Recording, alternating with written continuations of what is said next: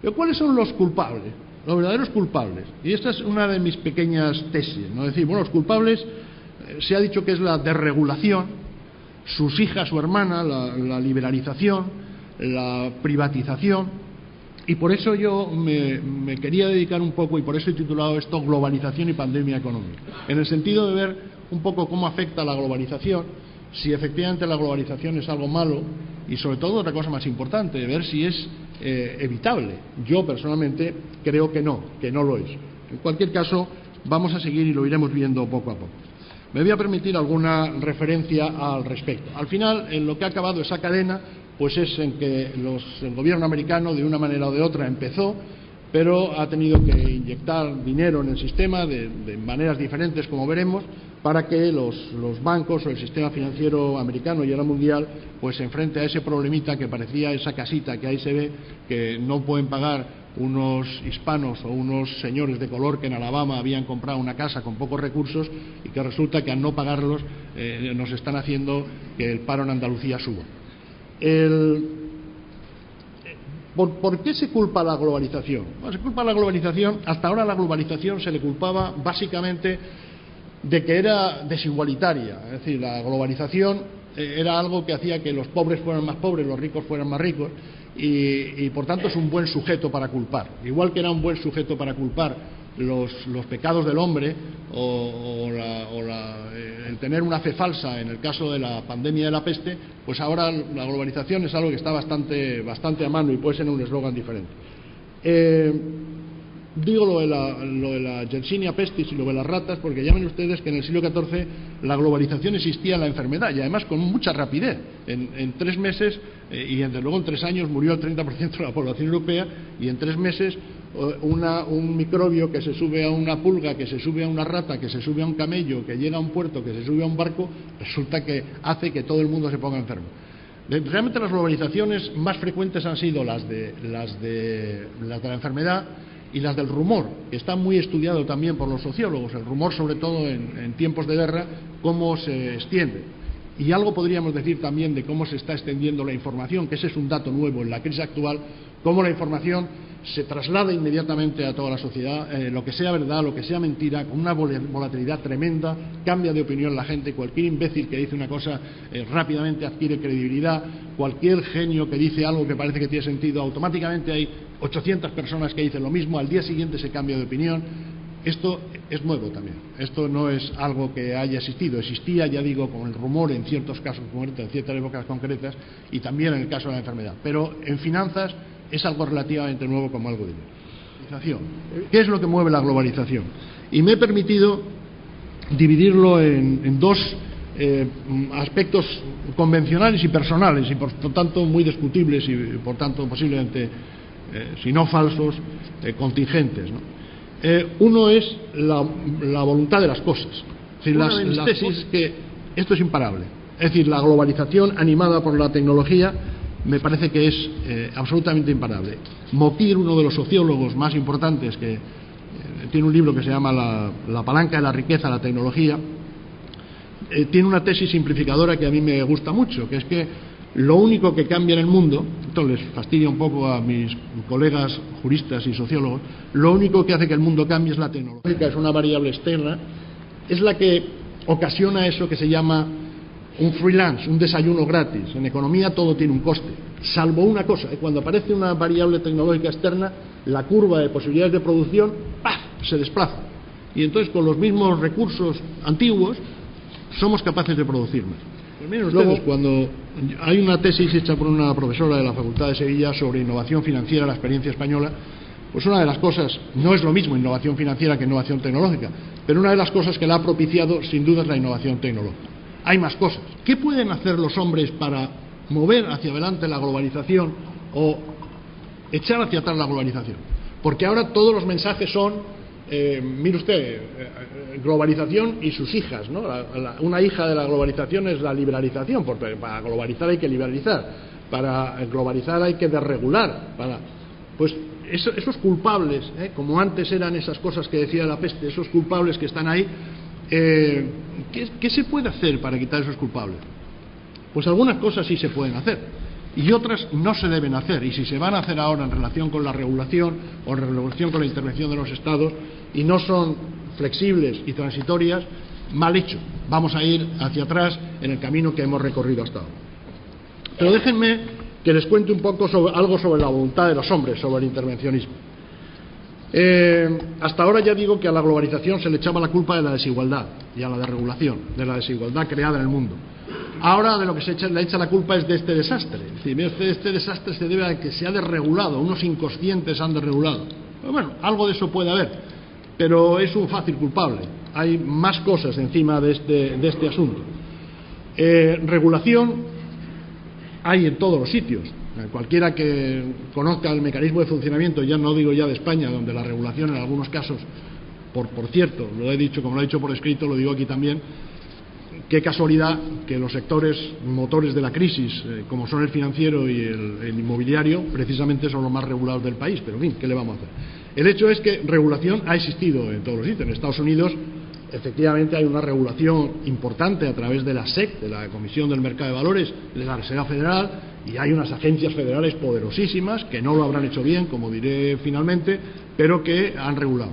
Y toda la combinación ha sido entre regular, con ese látigo, meter en la caja, en la jaula a los bancos en una disciplina, y por otro lado, como ocurre ahora, acudir a su rescate cuando las cosas se van de mal.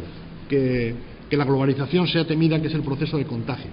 El proceso de contagio, aunque a ustedes, vamos, no les sonará, pero el proceso de contagio es un tema de investigación económica, contagion. El contagion es porque los economistas pues han pensado, igual que los médicos, cómo se contagian las enfermedades económicas. Y hay cosas que son evidentes: los flujos de bienes, los flujos de servicio, los flujos monetarios, de capitales, los flujos de información, los flujos de control, los flujos, y al final, donde se centra la investigación, es que hay un residuo de contagio que no se explica, que se explica a través de mecanismos psicológicos. Ahora todo el mundo ya ha cogido la idea de que lo que hay es una crisis de confianza. Mecanismos de contagio, mecanismos psicológicos que están también analizados desde el punto de vista de las paradojas, de las sorpresas, que hacen que, aunque Estados Unidos estuviera en una cápsula de cristal, si estornuda, nosotros que estamos fuera cogemos la gripe. Bueno, ¿y esto cómo pasa? Pues ahí estamos, viendo cómo pasa.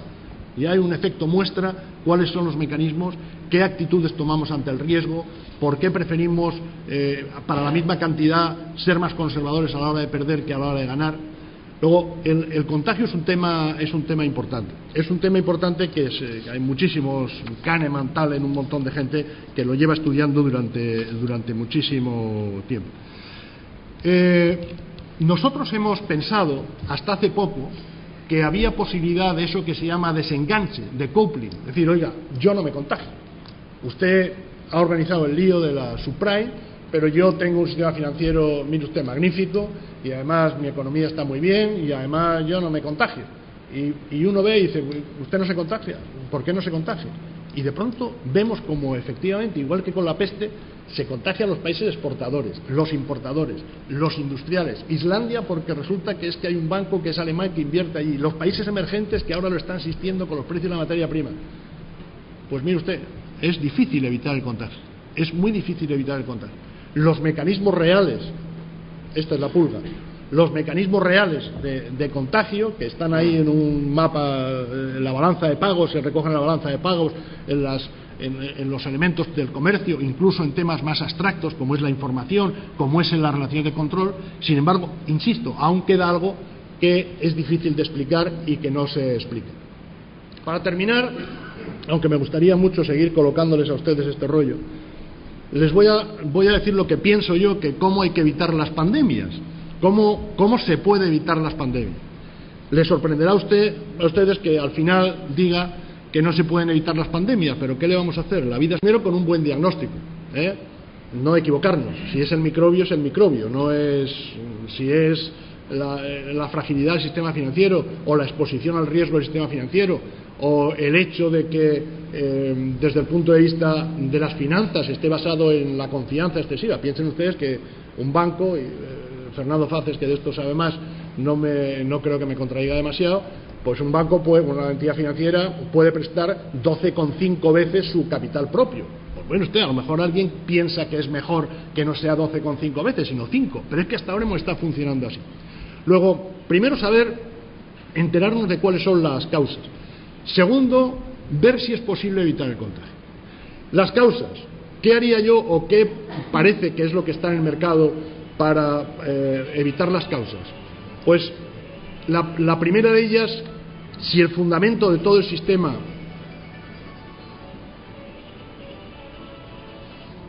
es la confianza, lo primero que yo haría es, y mucha gente también, no yo solo, claro, no me lo he inventado, es mejorar la transparencia y la información. No podemos tener productos que la gente no entienda y no podemos tener productos ocultos. Ahora que está en el debate público si el plan de rescate español que va a hacer con los bancos va a ser una cosa que se va a saber a qué banco se ayuda o no, pues pueden ustedes imaginar que si yo defiendo esto, mi contestación es obvia. Llega un momento que la falta de transparencia genera una enorme desconfianza, igual que el lanzamiento continuo de mensajes optimistas genera incredulidad. Nadie me creería a mí si yo en este momento insistiera que estamos a oscuras, y yo sigo insistiendo. Y desde luego, si yo digo que estamos a oscuras y no estamos a oscuras, si salimos y alguien me pregunta, oye, hace frío, y yo digo, hace un frío de muerte, pues entonces seguro que no me cree. Luego, transparencia y información. Segundo lugar, valoración de activos y evaluación de riesgos. Pues hay que saber cómo mejorar los sistemas que tenemos para valorar tanto los activos, que es el gravísimo problema desde mi punto de vista ahora, la revaluación de activos de las unidades económicas, y de los riesgos. ¿Cómo se valoran? Ahí está todo el asunto de las agencias de rating, lo que haya podido hacer, lo que deba hacer. Y en tercer lugar, algo más conflictivo, garantías y aseguramientos. Yo no creo que soy un liberal moderado. Yo creo que el riesgo sistémico debe ser una competencia de la colectividad. No todo, pero alguna parte de él. Es decir, en algunos momentos, por supuesto que es el Estado, que es la colectividad, quien tiene que intervenir en ciertos asuntos. Solamente una consideración.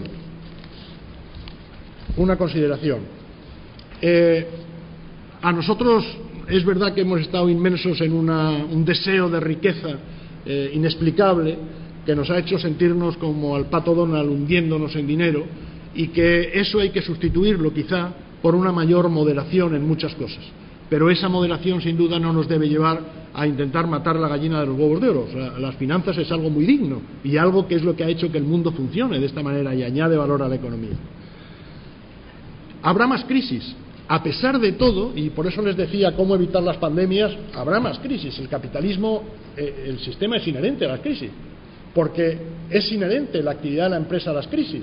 El empresario asume riesgo y por tanto se da el tortazo, un porcentaje de veces muy considerable en general en el número de empresas, y eso le pasa al sistema en su conjunto. Por tanto, a veces los vectores de riesgo de las unidades económicas se suman, se alinean y dan una crisis global.